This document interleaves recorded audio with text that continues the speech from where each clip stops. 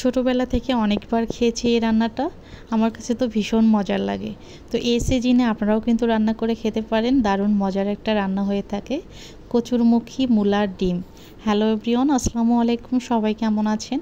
আলহামদুলিল্লাহ, আমরাও ভালো আছি। কচু সিদ্ধ করে নিয়েছি, ডিম ছিলে নিয়েছি এবং মূলা ভাপিয়ে নিয়েছি। তো নিয়ে সাইডে রেখে ডিমগুলো একটু হালকা ভেজে নিয়েছি, খুব বেশি ভাজবো না। আর আজকে একদমই নতুন পাতিলে রান্না করতেছি। পাতিলটা গতকালই আমি নিয়েছি, তো ভাবলাম যে এটাতেই রান্না করে ফেলি।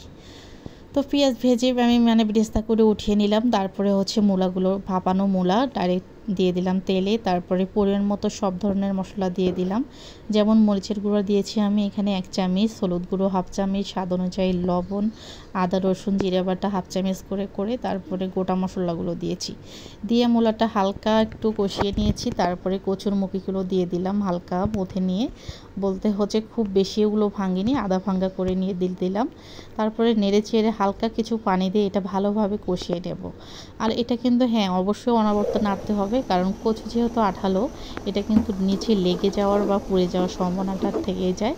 তো এই জন্য আমরা সবসময় একটু নেড়ে ছেড়ে নেব, যেন নিচে পুড়ে না যায়। আর যে কোনো ডাল বা আলুর ডাল হোক, কচুর ডাল হোক, এই টাইপের রান্নাগুলো কিন্তু পুড়ে গেলে খেতে মোটেও ভালো লাগে না।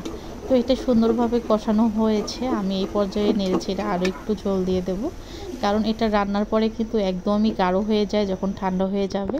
এই জন্য ভালোভাবে কষিয়ে নিয়ে পরের মতো ঝোল দিয়ে এটা যে বলকিয়ে তুললাম।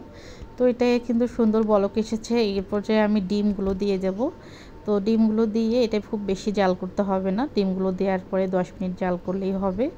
আর মূলার পরিমাণটা আর কচুর পরিমাণটা যে অনুযায়ী, সেই অনুযায়ী ঝোল দেবেন, খুব বেশি ঝোল দিলেও ভালো লাগবে না।